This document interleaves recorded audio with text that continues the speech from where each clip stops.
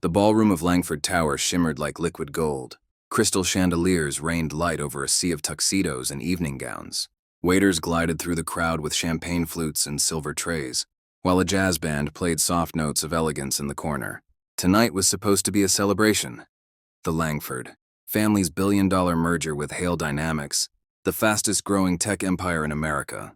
Every camera was pointed at the grand table where Victoria Langford, the stunning wife of industrial magnate Richard Langford, sat with her flawless smile, the kind of smile that made headlines, not friends. Then he walked in. Marcus Hale, the man they called the Silent Storm, a self-made black CEO from Atlanta who built Hale Dynamics from a single rented office to a global powerhouse worth $42 billion. Tall, composed, eyes calm like still water. Yet behind them burned a quiet strength that could shake boardrooms. As he entered, the room's energy shifted. Conversations faltered. Heads turned. Some clapped. Others whispered. And Victoria simply stared. When Marcus approached their table, Richard stood instantly. "Marcus, finally, the man of the hour," he said, hand outstretched with a wide grin. Marcus shook it firmly, nodding. "An honor, Richard, and congratulations on the partnership." Then he turned to Victoria. "Mrs. Langford," he said politely, offering his hand. For a moment, time froze. Victoria's eyes scanned his hand, then his face. A smirk curved her red-painted lips. "Oh, I don't shake hands at dinner parties," she said, her tone dripping with fake sweetness. The air thinned. Someone coughed. Marcus withdrew his hand slowly, his expression unchanged. Only a faint disappointment flickered in his eyes. Richard chuckled awkwardly. She's just particular about her etiquette." Dinner continued. Laughter forced. Compliments hollow. But the tension sat at the table like smoke. Then came the toast. Victoria raised her glass, eyes locked on Marcus. "To partnerships," she said. Her voice honeyed. And then, as the cameras flashed, she tilted her glass. A stream of red wine spilled, straight onto Marcus's black suit. Gasps filled the room. "Oh my God," she said in mock horror. "I didn't see you there." The silence that followed was suffocating. Every camera, every phone, every gaze, locked on Marcus Hale. He didn't move, didn't shout, didn't flinch. He simply looked at her and smiled. That smile was calm, but it promised a storm. And by morning, the Langfords would lose everything. The music had stopped. The laughter had died. And in the middle of the ballroom, under the glow of $10,000 chandeliers, stood Marcus Hale, his black suit now streaked with crimson wine. For a full 5 seconds, no one dared breathe.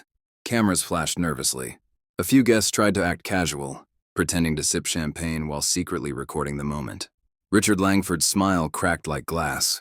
His wife, still holding the wine glass, stood frozen for half a second, then let out a laugh. "Oh, please, don't make that face," Victoria said, waving her hand dismissively. "It's just wine, not the end of the world." But everyone could feel the arrogance beneath her tone. It wasn't the wine.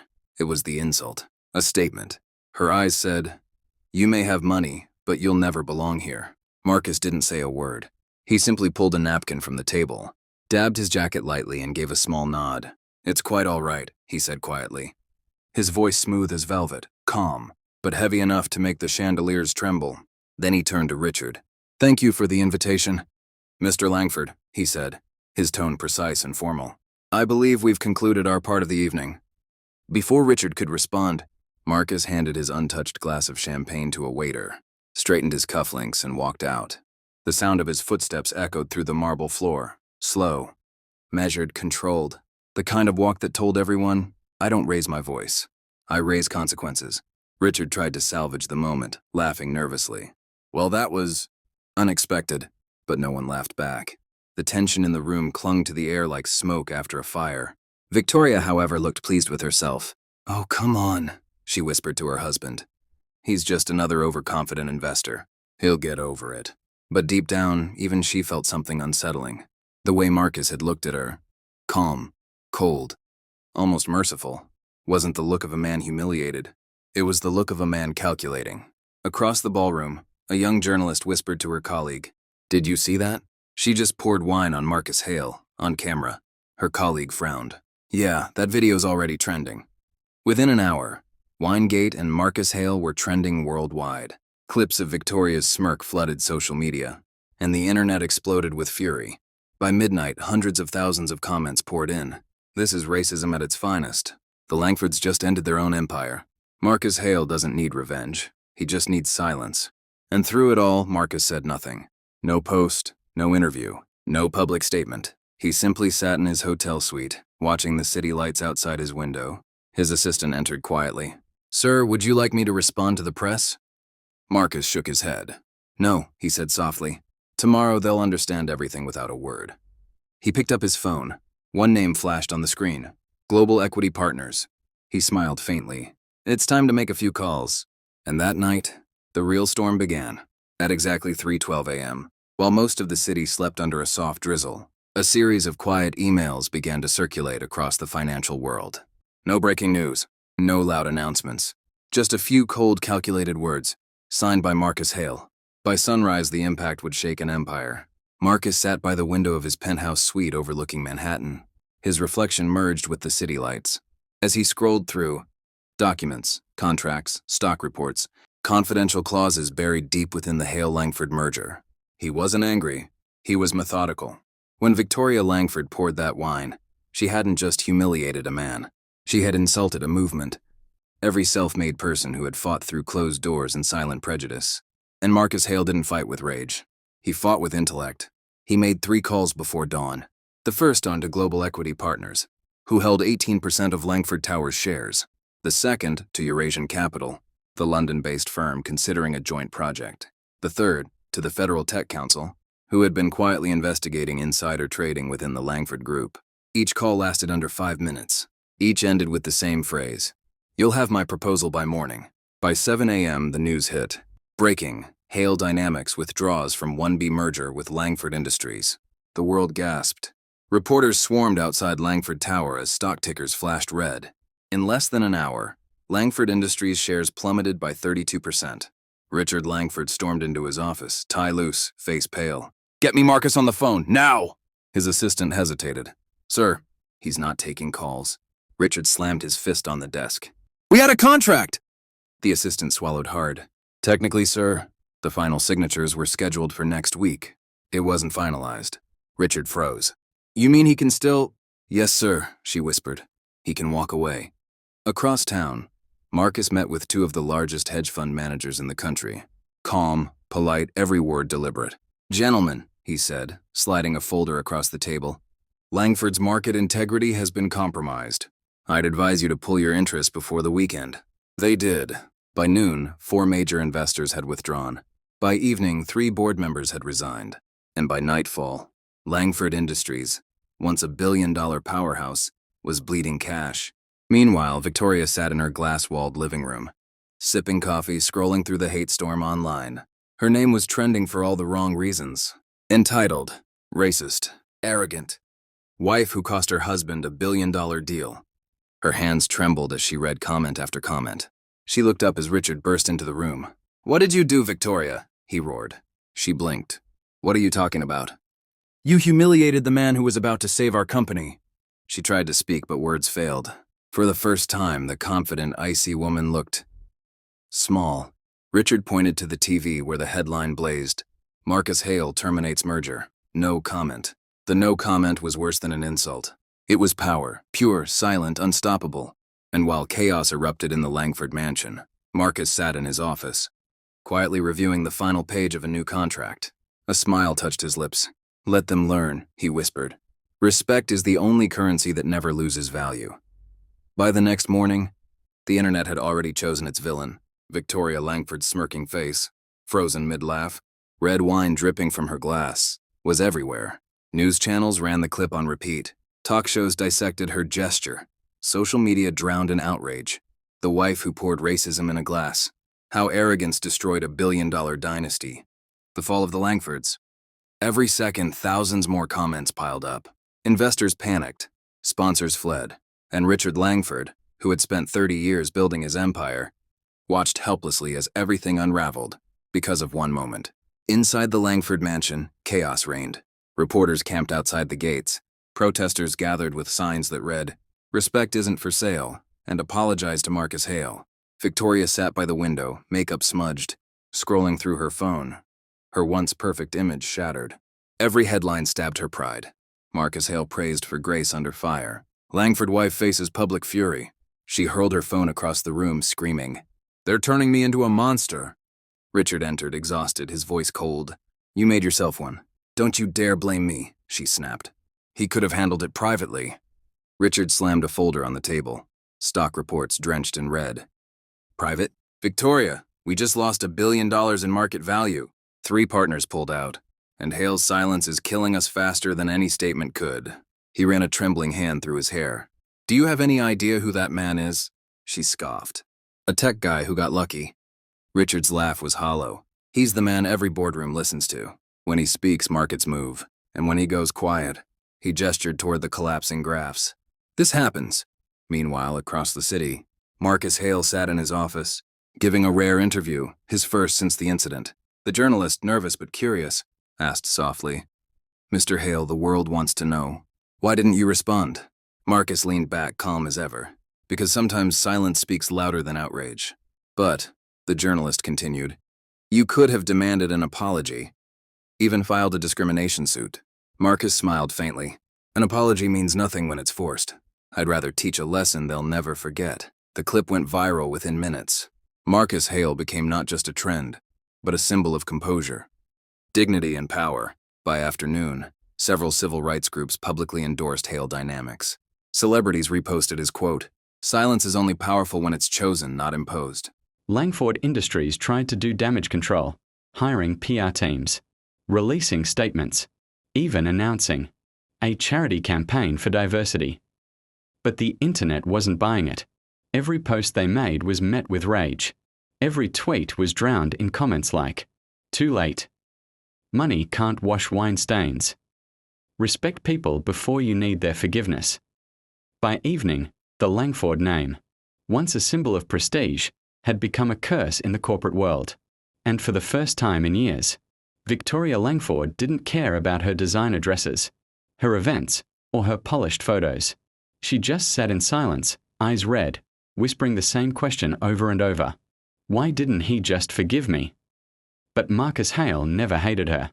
He simply understood her, and that was far more dangerous, because understanding means knowing exactly how to break someone, without even touching them. The Langford mansion had never been so quiet. No laughter, no servants whispering in the halls, no music echoing through the marble corridors, only silence. Thick, heavy, suffocating silence. Victoria Langford sat alone in her study, still in her silk robe. Hair undone, mascara smudged. The screen of her laptop glowed faintly before her, displaying headline after headline. Langford Industries faces collapse after Hale withdrawal. Richard Langford reportedly considering bankruptcy. Sources: Marcus Hale declines all contact with Langfords. Every word felt like a blade. Her world, the dinners, the jewels, the social circles that once adored her, had turned to smoke overnight. She clicked on a video link. It was a clip from a morning show. The host smiled sadly. "We all saw what happened that night. The arrogance, the mockery, the wine. But what's remarkable isn't her cruelty, it's his calm." The co-host nodded. Marcus Hale showed the world what true power looks like. You don't scream. You don't fight. You simply walk away and let consequences do the talking. Victoria slammed the laptop shut, her breath trembling. For the first time in her life, she felt small. Richard entered, dark circles under his eyes, tie loose. He looked like a man carrying a lifetime of failure. He didn't shout this time, didn't curse, didn't blame. He just stood there, defeated. "They froze our accounts," he said softly. "The bank wants answers. The board wants my resignation." Victoria's eyes widened. "They can't do that." "They already did." He sat down opposite her, rubbing his temples. "Do you understand what you've done, Victoria? This isn't just a scandal. It's exile. Nobody wants to work with a Langford anymore." Tears welled in her eyes. "I didn't mean to." He cut her off sharply. "You didn't think." Silence again. Except this time, it wasn't pride holding it, it was fear. Victoria stood and walked to the window, watching the press vans lined outside the gate. Flashbulbs popped as soon as she appeared. She shut the curtains immediately. "I can fix this," she whispered. "If I just talk to him." Richard scoffed. You really think Marcus Hale wants to see you? You insulted him in front of the world. But maybe he'll listen, she said desperately. I'll apologize. I'll beg if I have to. Richard's face hardened. Begging won't rebuild what's gone. She turned to him, voice breaking. Then what will? He looked at her, eyes cold, tired, empty. Maybe losing everything will finally teach you what humility feels like. She froze. For the first time, the word humility didn't sound like weakness. It sounded like redemption. That night, unable to sleep, Victoria scrolled through every video of Marcus Hale she could find. His speeches, interviews, charity events. He wasn't what she imagined. He wasn't arrogant, wasn't boastful. He spoke gently, yet every word carried weight. In one clip, he said something that pierced her heart. People think respect is given to the rich. But true respect, it's earned by how you treat those who can't give you anything in return. She paused the video and stared at his face on the screen. For the first time, she whispered, not to the cameras, not to the crowd, but to herself. I was wrong. And when those words left her lips, her tears finally fell. 3 days had passed since the collapse. 3 days since Victoria. Langford's name had become a symbol of arrogance across every platform on Earth. And in those 3 days, Marcus Hale hadn't spoken a single word. He didn't need to. The silence was speaking for him, louder than any statement ever could. But tonight, something different stirred in Victoria's chest. It wasn't anger. It wasn't pride. It was shame. She stood before her mirror, hands trembling as she adjusted a simple black dress. No jewelry, no makeup, just her. The same woman who once mocked others for looking ordinary, now wanted to look ordinary. Because tonight she wasn't a socialite. She was just a woman who had destroyed something beautiful and wanted to make it right. Her driver hesitated as she entered the car. Ma'am, are you sure about this? Yes, she whispered. Take me to Hale Dynamics. The city outside blurred through the window. Glowing towers, flashing headlines, and people who once envied her now scrolling past her downfall. When she arrived at the towering glass headquarters of Hale Dynamics, the guards recognized her instantly. Cameras clicked from every angle. Mrs. Langford, one of them said awkwardly. Mr. Hale isn't expecting visitors. I know, she replied softly. But please, tell him Victoria Langford is here to apologize. They exchanged uncertain glances. One of them picked up the phone. After a tense minute, he nodded slowly. Mr. Hale will see you. Victoria's heartbeat thundered as the elevator rose. Each floor felt heavier than the last. When the doors opened, she stepped into a vast, minimalist office bathed in silver light. Marcus Hale stood by the window, back turned to her, hands clasped behind him. The skyline glittered beyond him like a field of stars. For a moment, she couldn't move.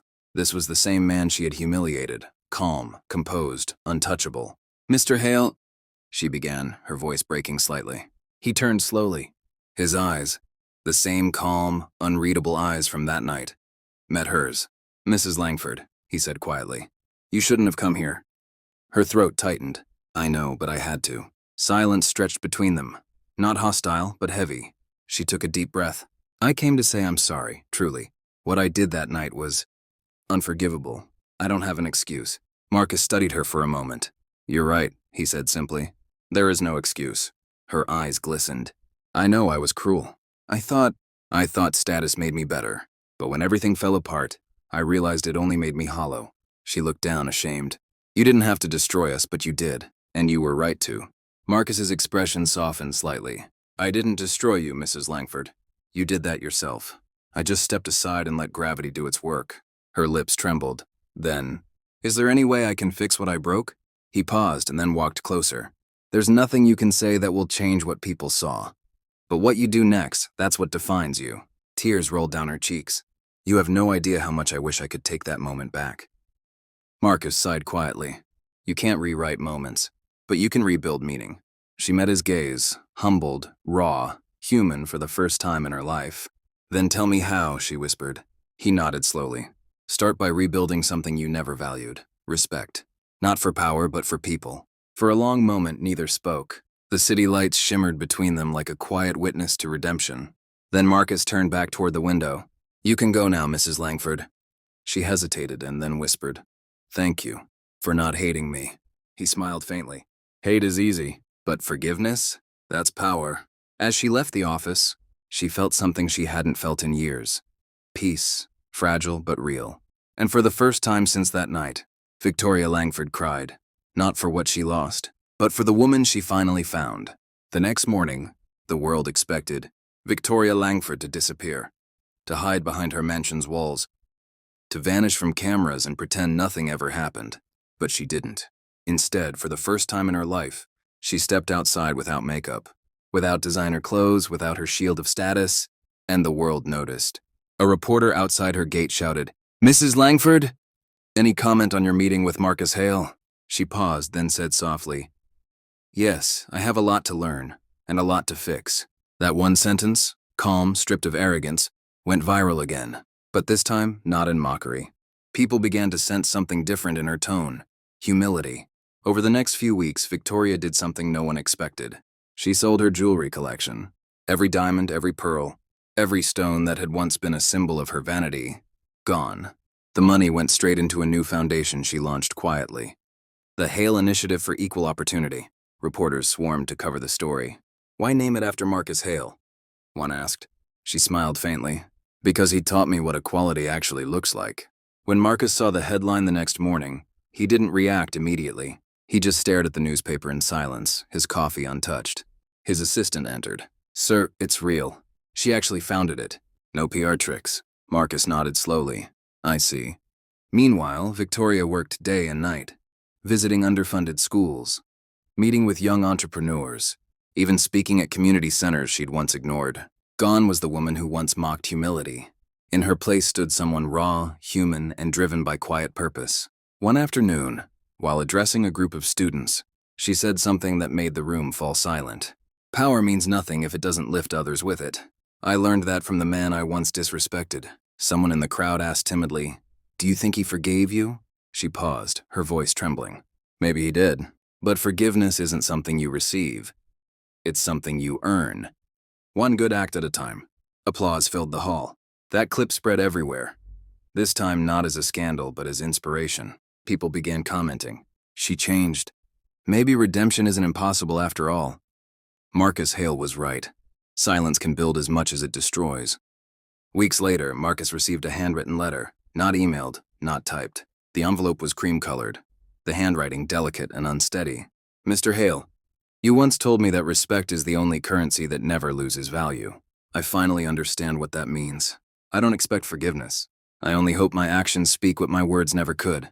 Victoria Langford." Marcus read it twice, then placed it neatly on his desk. He didn't smile, didn't sigh. He simply looked out the window and whispered, "Maybe she finally found her voice." For the first time since that night, he felt no anger, no resentment, just quiet understanding. Because sometimes the most powerful revenge is watching someone become better than their worst moment. 6 months had passed since that night at the Langford Tower. The night of red wine and ruin. But now the world saw something new. Gone was the glamorous socialite who lived for attention.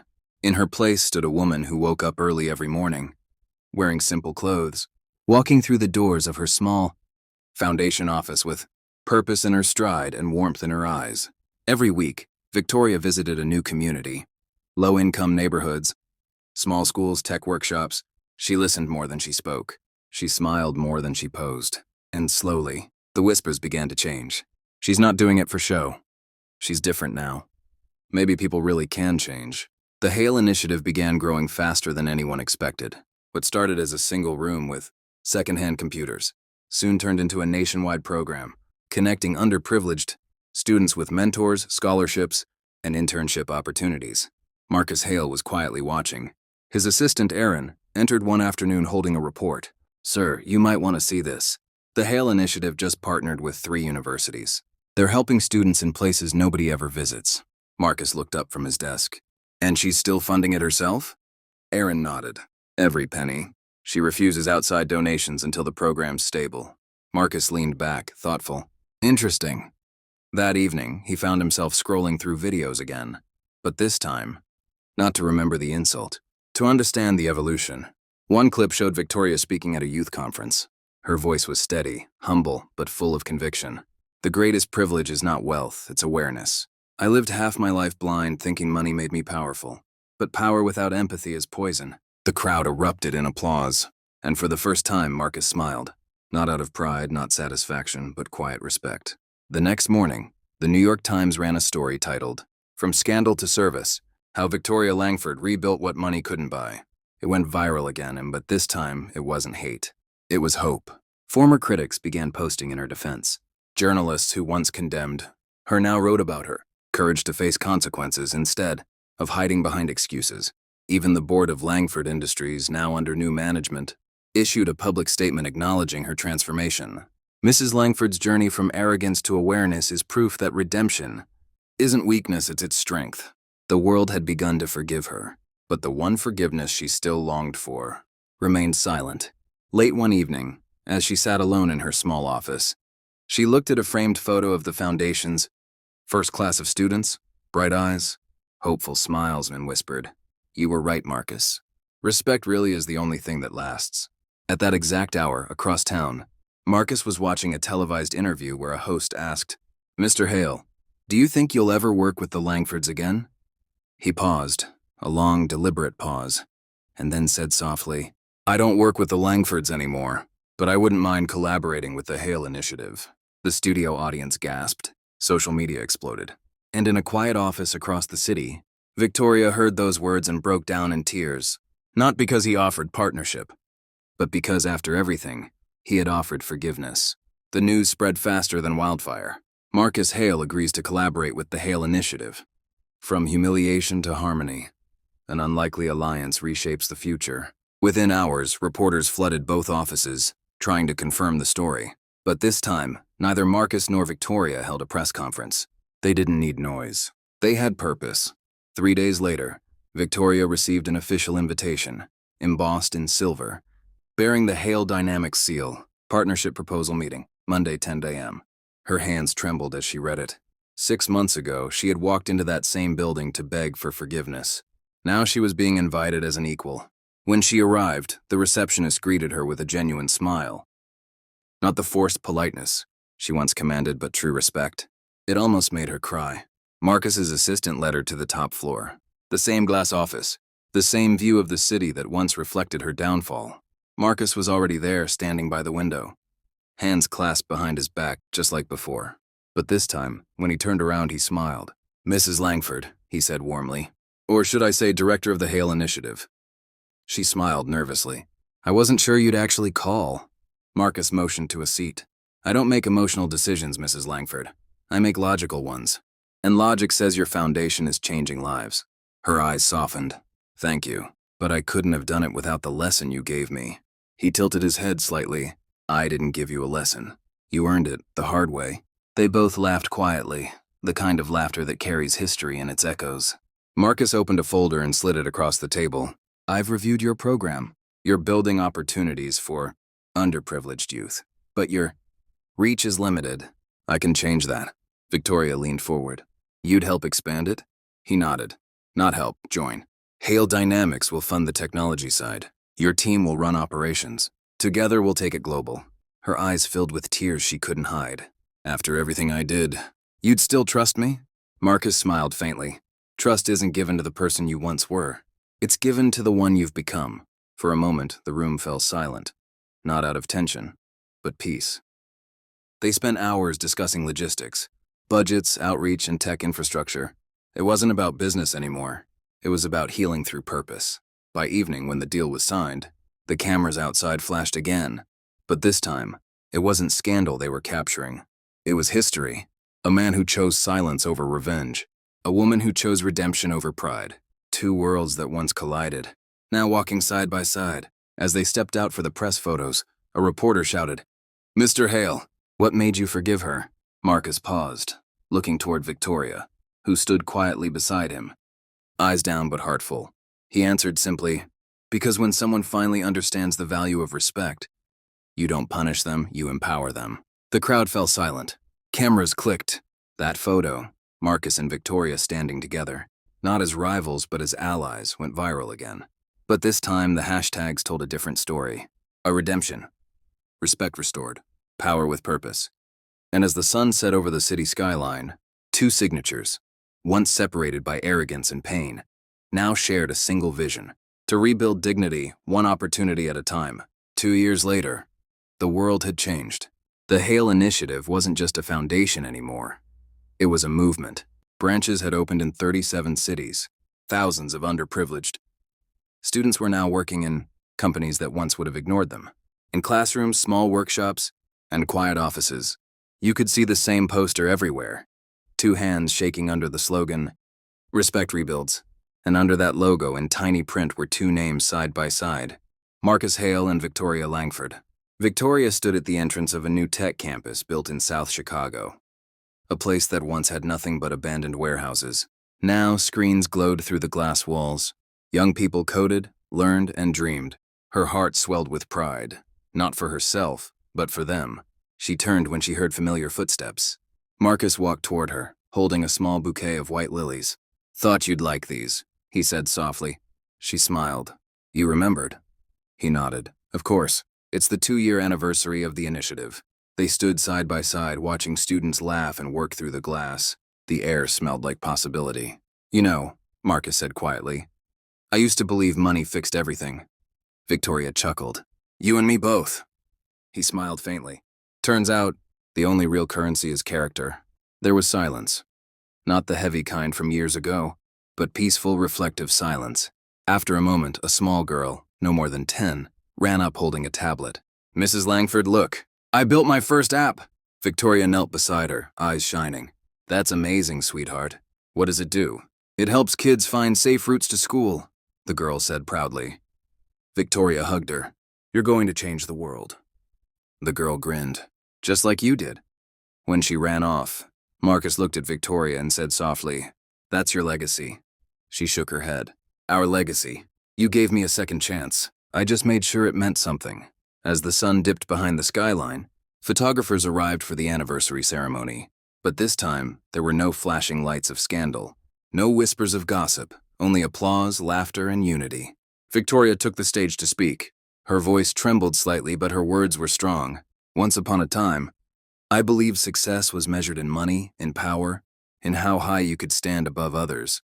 But true greatness is measured by how many people you lift with you when you rise. I lost everything once, and I thought that was the end. But losing everything was actually my beginning." The crowd stood and cheered. Marcus clapped quietly, a proud smile on his face.